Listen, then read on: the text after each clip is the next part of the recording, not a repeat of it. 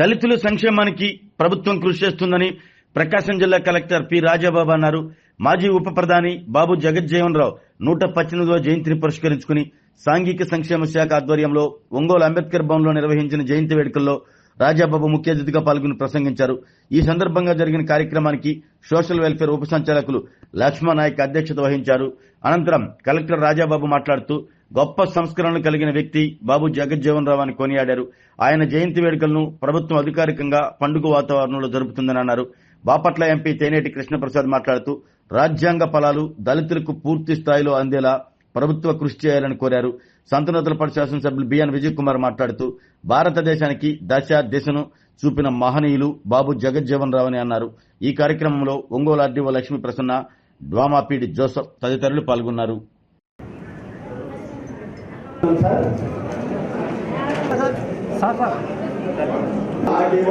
Lakshmi Prasanna madam sir, JD agriculture చూస్తున్నాం. అలాగే సుజన్ మాది దళిత హక్కుల సాధన సమితి వేదిక మీదకి ఆహ్వానిస్తున్నాం సార్.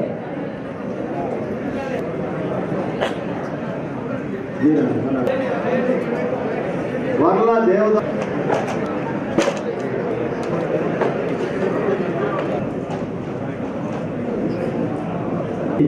ఈ కార్యక్రమానికి ముందుగా నిర్వహించే ముందు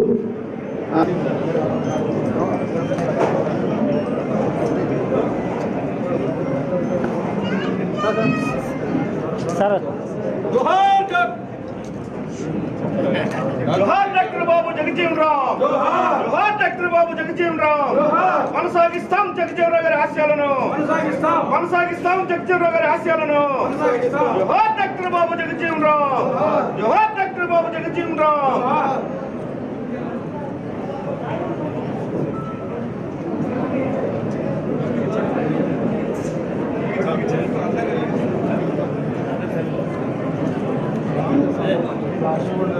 తేడా పడుతుంది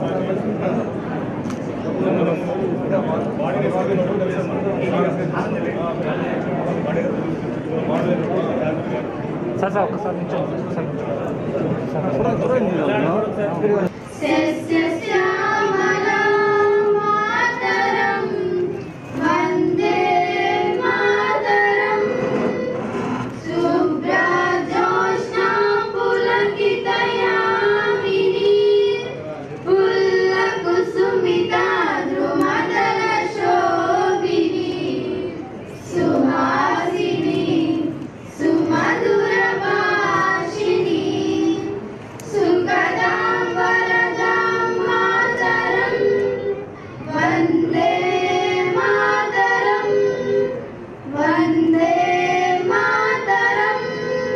ఉమ్మడి ప్రకాశం జిల్లాలో వారు ఒక కాన్సెప్ట్, అత్యుత్తమైనటువంటి కాన్సెప్ట్, 1 ఆఫీసరు 1 ఇన్స్టిట్యూషన్, ఒక హాస్టల్కు 1 ఆఫీసరు అనేటువంటి కాన్సెప్ట్ పెట్టి ఆ హాస్టల్లో ఉన్నటువంటి సమస్యలను మరి వాళ్ళు హాస్టల్లో విద్యార్థులు చదువుకోవడానికే కాకుండా వారు జీవితంలో స్థిరపడడానికి మనలాగా వారు మంచి ఉన్నత స్థాయిలో ఎదగడానికి వాళ్ళని మోటివేట్ చేయమని చెప్పేసి జిల్లా వ్యాప్తంగా అందరి అధికారులకు ఆదేశించి మరి అక్కడ ఉన్నటువంటి వారు ఎవరైనా ఆ పిల్లలకు హానర్గా ఓన్లీ 1 గంట టైం వారి కోసం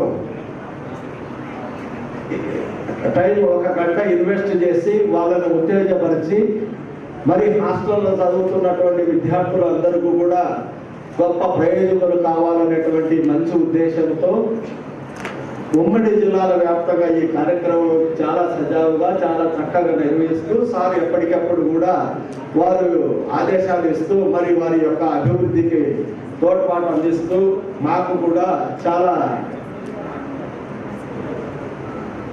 ఆదేశాలు ఇచ్చి చక్కగా నిర్వహించమని చెప్పడం జరిగింది సార్.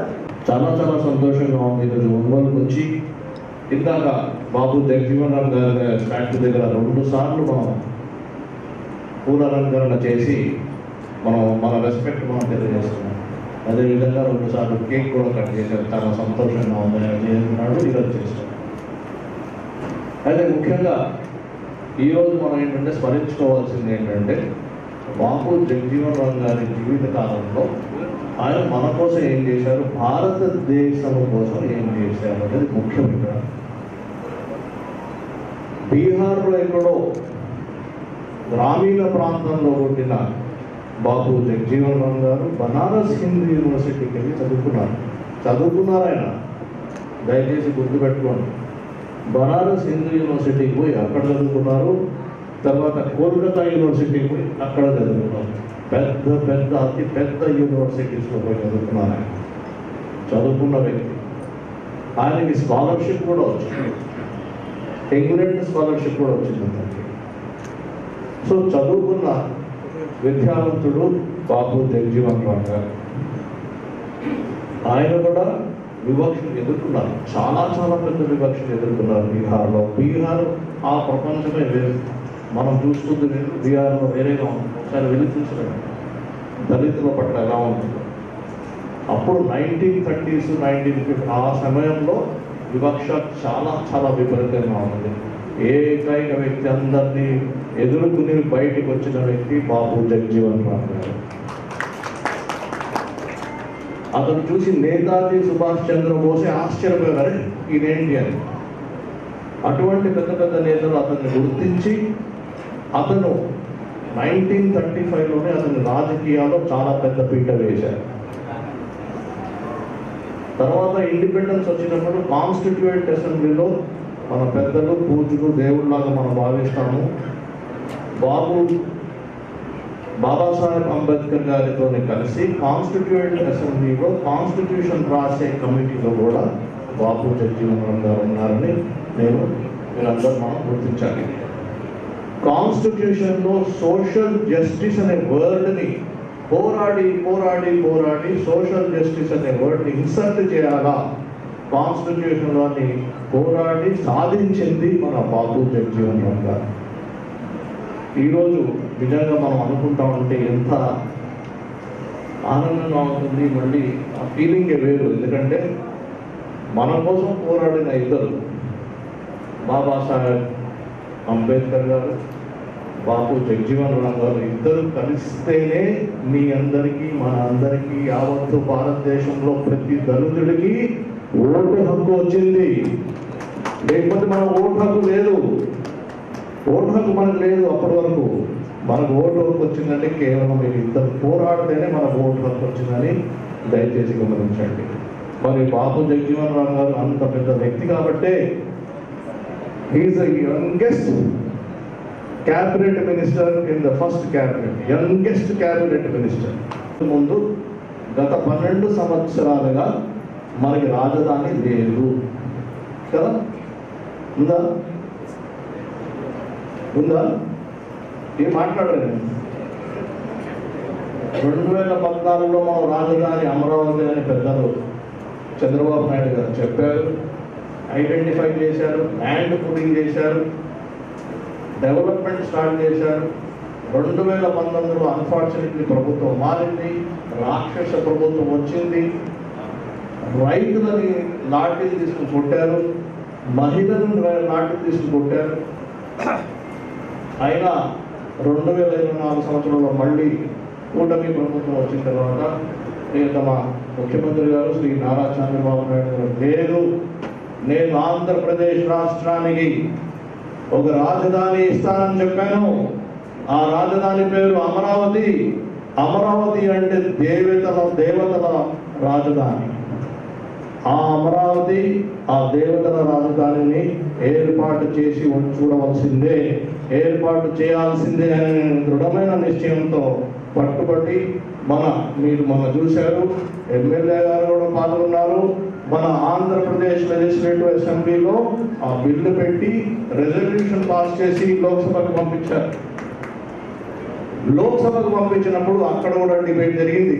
28వ తారీఖు నాడు ఇక్కడ రెజల్యూషన్ పాస్ చేస్తే 30వ తారీఖు నాడు అక్కడ హాలిడే ఉంటే 31వ తారీఖు నాడు 1వ తారీఖు నాడు లోక్సభలో ప్రవేశం పెడితే ఆ లోక్సభలో చర్చ జరుగుతున్నప్పుడు, డిస్కషన్ జరుగుతున్నప్పుడు, ఆ బిల్లు పెట్టినప్పుడు స్పీకర్ కుర్చీలో నేను కూర్చునే అవకాశం నాకు దొరికింది. ఆ రోజు 1వ తారీఖు నాడు లోక్సభలో నేను స్పీకర్ కూర్చున్నప్పుడే మన అమరావతి బిల్లు పాస్ అయింది. 1935లో all India depressed classes league ఏర్పాటు చేయడంలో కీలక పాత్ర పోషించారు. ఆయన వివిధ శాఖలకు మంత్రివర్యులుగా వ్యవహరించారు. అలాగే భారతదేశ ఉప ప్రధానిగా కూడా ఆయన దేశానికి చాలా సేవలు అందించారు. ఆయన డిఫెన్స్ మినిస్టర్గా ఉన్నప్పుడే 1971లో ఇండియా పాకిస్తాన్ యుద్ధం జరిగింది. దాని ద్వారానే ఇప్పుడు ఉన్నటువంటి బంగ్లాదేశ్ అనేటువంటి కంట్రీ ఏర్పాటు చేయడం జరిగింది. అలాగే ఆయన కేంద్ర వ్యవసాయ శాఖ మంత్రి ఉన్నప్పుడే FCI ఏర్పాటు చేయడం జరిగింది. హరిత విప్లవాన్ని తీసుకొచ్చారు. వ్యవసాయ రంగంలో చాలా మార్పుల్ని తీసుకొచ్చారు. అలాగే టెక్నాలజీ అనే దాన్ని వ్యవసాయ రంగంలోకి తీసుకొచ్చినటువంటి వ్యక్తి. అలాగే ఆయన స్వాతంత్ర సమరయోధుడిగా క్విట్ ఇండియా మరియు సాల్ట్ సత్యాగ్రహాలో పార్టిసిపేట్ చేసి ఎన్నోసార్లు జైలుకి వెళ్ళారు. అలాగే భారత రాజ్యాంగ పరిషత్తులో దళితుల యొక్క హక్కుల గురించి దళితుల గళాన్ని వినిపించినటువంటి నాయకుడు జగజ్జీవన్ రామ్ గారు. ఈయన బాపూజీగా కూడా ప్రసిద్ధులు.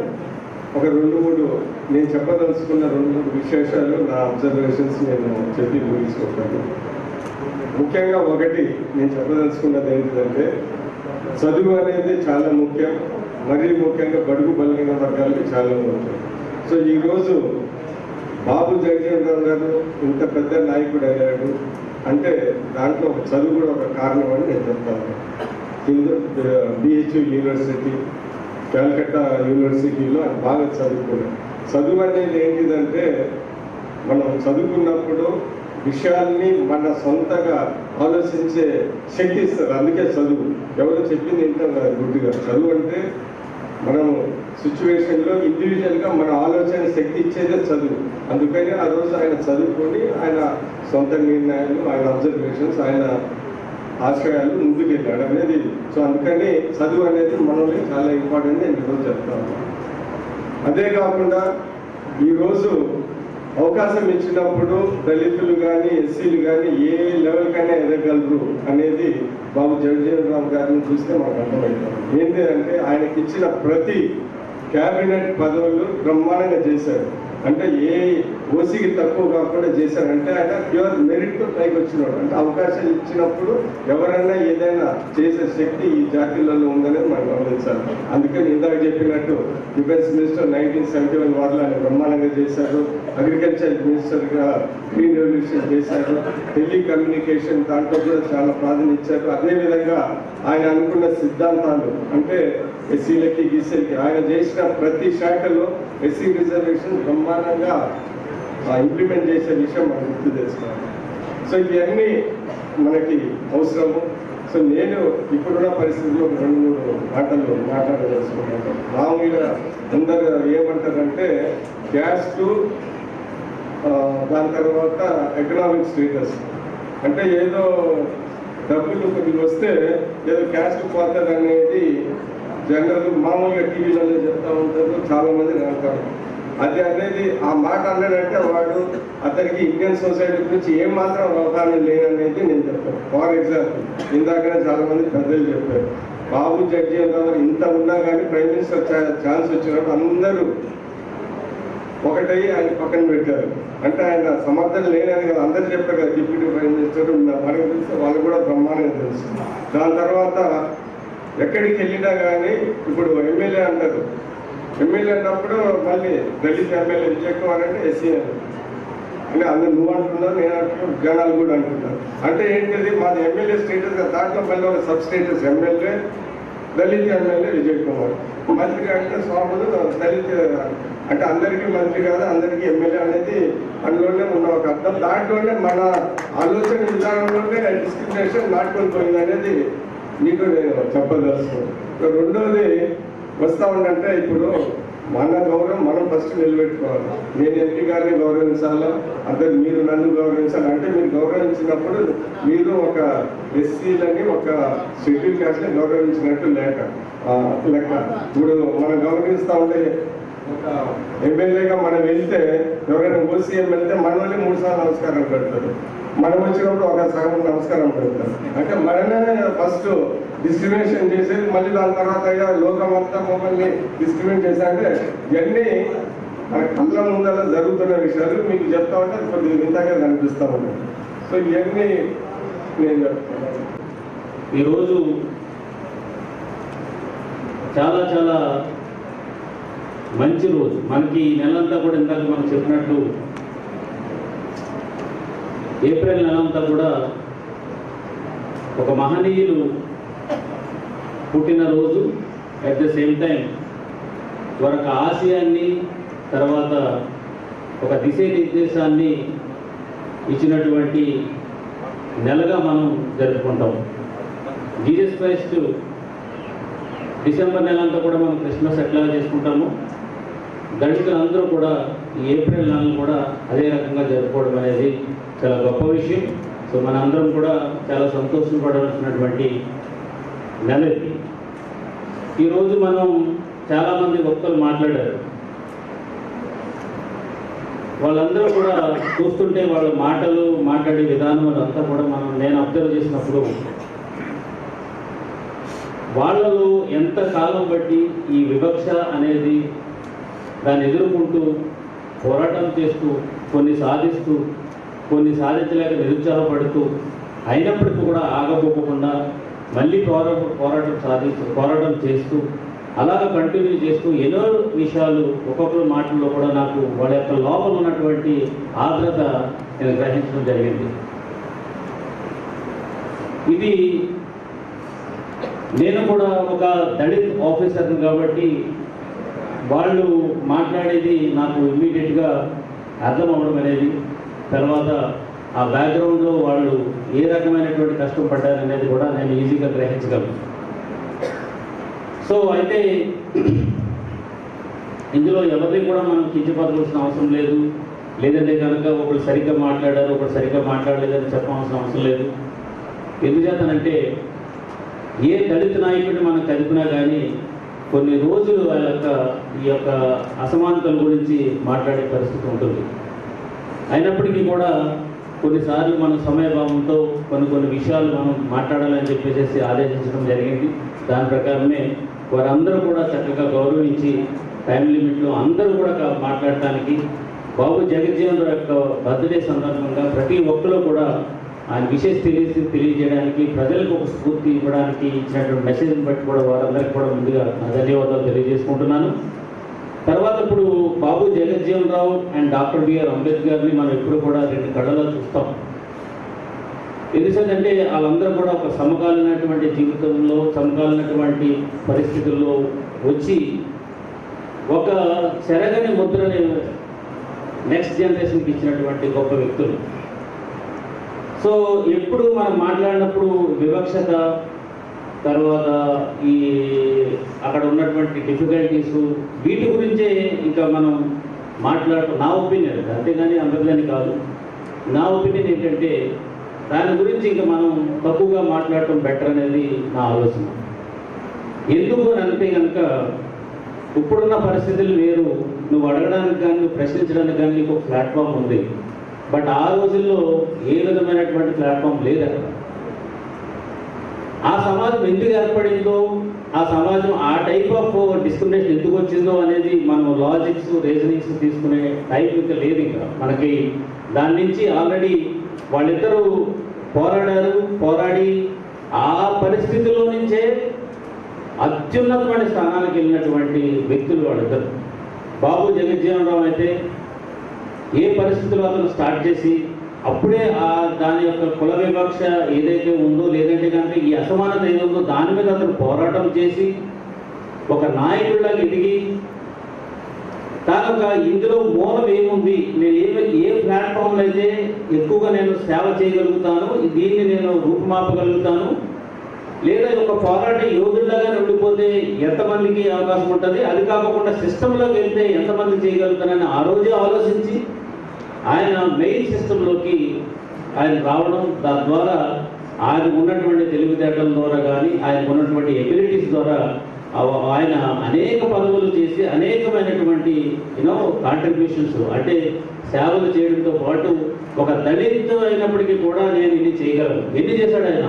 శ్రామిక మంత్రిగా చేసి చేయడం జరిగింది. తర్వాత డిఫెన్స్ మినిస్టర్ చేశారు, ఆ తర్వాత అగ్రికల్చర్ మినిస్టర్ చేశారు, రైల్వే చేశారు. ఇన్ని మినిస్ట్రీ చేసి ఒక రెవల్యూషనరీ ఏరియాస్లో ఆయన పనిచేశాడు. పనిచేసినప్పుడు మనం ఇప్పుడు ఈ తరం చూసుకోవాల్సింది ఏంటంటే, రేపొద్దున ఎవరు నువ్వు చేయలేవు అని చెప్పడానికి ఎవరైనా చెప్తే లేదు ఇలా చేయగలరు అని చూపించడానికి ఒక మార్గనిర్దేశంగా బాబు జగజ్జనరావు ఈరోజు మనందరికీ ఉన్నాడు. వీ కెన్ అచీవ్ ఇట్ అనేది ఉంది అక్కడ, మనం చేయగలము అని చెప్పడానికి ఆయనకు ఉంది. అదేవిధంగా డాక్టర్ బిఆర్ అంబేద్కర్ గారి గురించి ఎస్సీకి చదువులు రావు లేదా ఇది రావు అని చెప్పేసి అంటే ఎవరైనా అంటే లేదు, ఆయనకి చూడు ఒకసారి అంబేద్కర్ కూడా ఆ దళిత దాంట్లో ఉన్నాడు, ఆయన కూడా ఒక రాజ్యాంగాన్ని రాసి ఒక నిర్దేశాన్ని మనకి ఇచ్చాడని చెప్పుకోవడానికి మనకు ఆత్మగౌరవంగా ఆయన ఉండడం జరిగింది.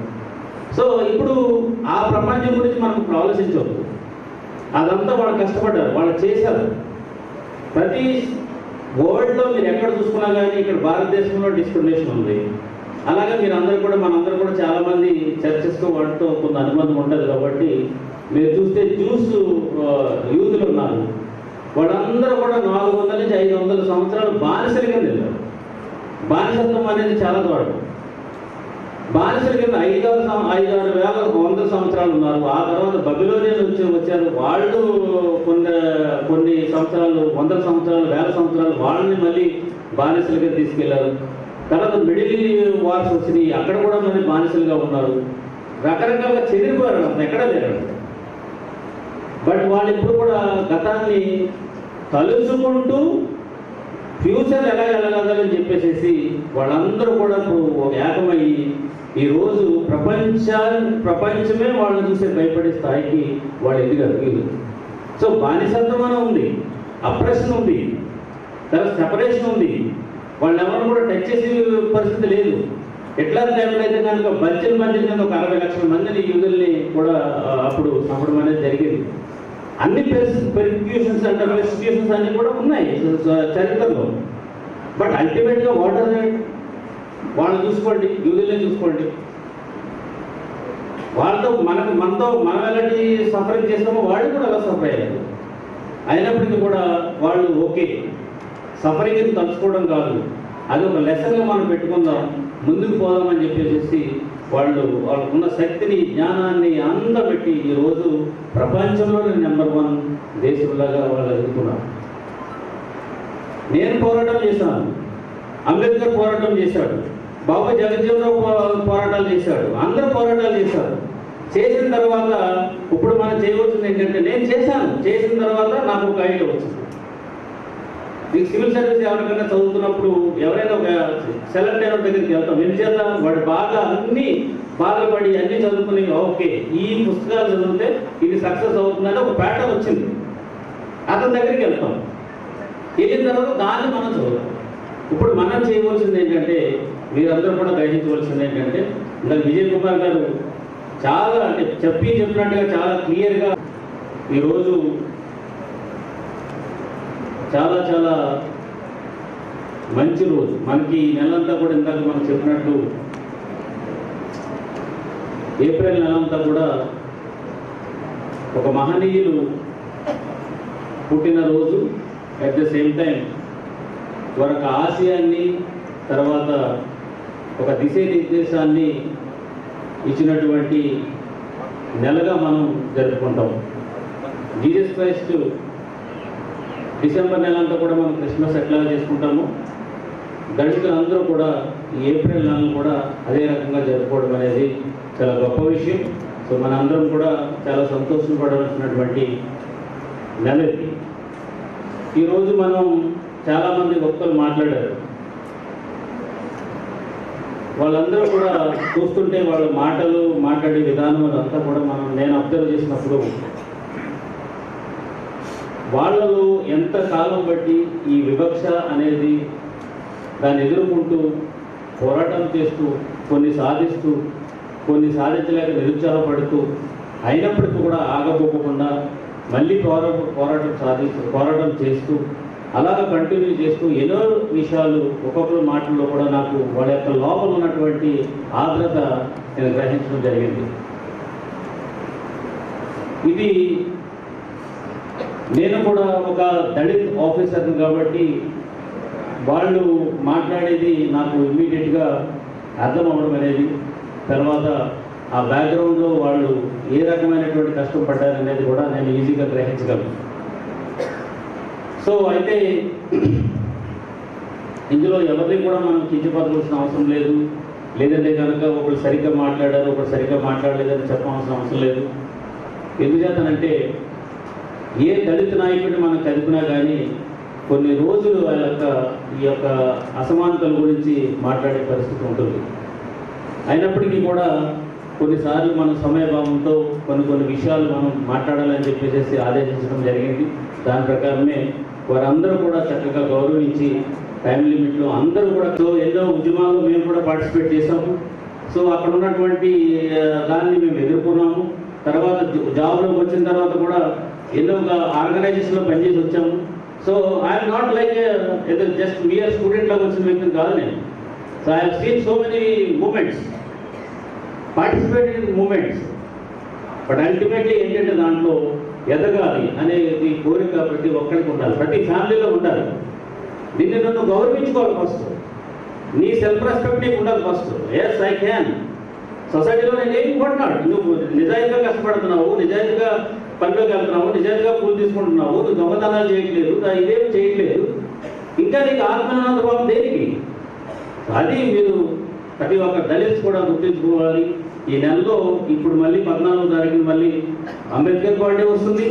అప్పుడు కూడా ఒకవేళ అప్పుడు నీకు బీజం వేస్తే రేపు 14వ తారీఖుకి అది బలమైన సంకల్పం కింద మారాలని సందర్భంగా మీ అందరికీ తెలియజేస్తూ, ఎవరైతే మనకు ఇప్పుడు పెద్దలు మాట్లాడారో వీళ్ళందరూ కూడా కొన్ని విషయాలు చెప్పారు, అంటే దళిత ఇష్యూ చెప్పారు. కాబట్టి ఈ రోజు నేను అనౌన్స్ చేస్తున్నా, ప్రతి శుక్రవారం కంపల్సరీగా ఎక్స్క్లూజివ్లీ ఎస్సీస్ కోసం అని చెప్పేసి, వాళ్ళ సమస్యల కోసం అని చెప్పేసి ఒక రోజు కేటాయించి మీ అందరినీ కూడా ఇష్యూస్ అన్నీ కూడా తీసుకొని పరిష్కరిస్తానని చెప్పేసి సందర్భంగా తెలియజేస్తూ, ఏమి సాధించిన వ్యక్తికి మన నివాళి ఏంటంటే మనం కూడా నేను కూడా ఇది సాధించాలని చెప్పడమే అనేది మీరు గుర్తుపెట్టుకోవాలని సందర్భంగా తెలియజేసుకుంటూ, చాలా సంతోషం గవర్నమెంట్ కండక్ట్ చేసినటువంటి ఈ ప్రోగ్రామ్కి మీరు అందరూ చాలా ఓపికతో వచ్చి నాయకులందరితో చెప్పినంత విన్నందుకు మరొకసారి ధన్యవాదాలు తెలియజేసుకుంటూ సెలవిస్తున్నాను. Thank you very much.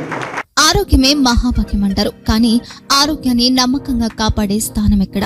ఇది ఒంగోలులో మీకు దగ్గరగా మన Venkataramana nursing home private limited, caring your life 54 ఏళ్ల విశ్వాసంతో ఇది ఒక హాస్పిటల్ కాదు, ఇది ఒక విశ్వాసం. 3 తరాలుగా వేలాది కుటుంబాలను ఆరోగ్యంగా నిలిపిన ఆదరణ. మా నిపుణుల వైద్య బృందం మా దగ్గర అనుభవం కలిగిన బృందంలో అందించే సేవలు neuro surgery, general medicine, diabetes, pulmonologist, general surgery, ophthalmology, urology, orthopaedic, ENT, paediatrics, dental surgery, anaesthesiology, gynaecology, cardiology, emergency మరియు క్రిటికల్ కేర్. ఒంగోలులో ఆరోగ్యానికి ఒక కొత్త శకం ప్రారంభమవుతుంది. వెంకటరమణ ఐ హాస్పిటల్ ప్రారంభించబడింది. కంటి ఆరోగ్యానికి ప్రత్యేక పరిష్కారంగా ప్రభుత్వ ఉద్యోగులు, రిటైర్డ్ ఉద్యోగులు మరియు వారి కుటుంబ సభ్యుల కోసం ఈహెచ్ఎస్ ద్వారా వైద్యం, క్యాష్లెస్ సేవలు, మెడియాసిస్, స్టార్, జీహెచ్పీఎల్, ఆదిత్య బిర్లా, బజాజ్ అలియన్స్ మరియు ఇతర ప్రముఖ హెల్త్ స్కీమ్లు అందుబాటులో ఉన్నాయి. ఆరోగ్యశ్రీ, డాక్టర్ ఎన్టీఆర్ వైద్య సేవా నిధి అందుబాటులో ఉన్నాయి. చిరునామా ఆర్టీసీ బస్టాండ్ ఎదురుగా, Kurnool road, Ongole. Phone number 08592282623, cell number 9100679099, eye hospital number 9866484770, website www.venkatramanarsinghome.com, Facebook www.facebook.com/pkrnh. Venkataramana nursing home, 3 తరాల విశ్వాసం, నూతనతతో కూడిన సేవ. మేము కేవలం చికిత్స చేయము, మేము శ్రద్ధ వహిస్తాం, పరిరక్షిస్తాం. సేవ చేయడం మాకు ధ్యేయం.